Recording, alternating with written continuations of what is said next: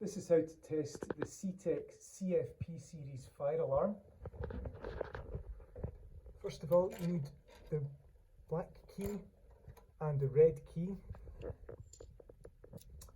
that are kept on top of the fire alarm box. Insert the red key, turn to 1. The access button should light up. Then press the ramp test button here. This should test all the systems.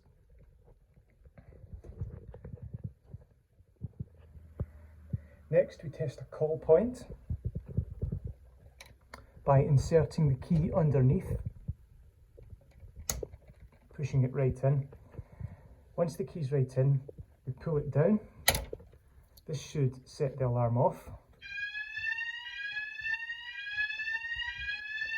Then push the red box back up.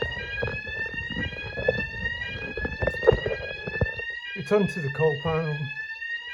control panel, press the red button and the green button and turn the red key back to 0. And we put both keys back on top of the alarm control box.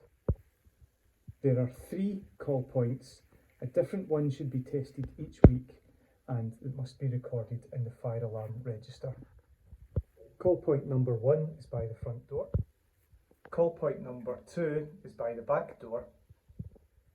Call point number 3 is at the top of the staircase. There are 12 smoke sensors situated throughout the Croft.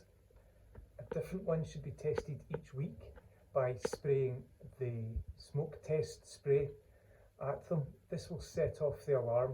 The alarm should be reset in the same way as described before. The test must be recorded in the smoke alarm register.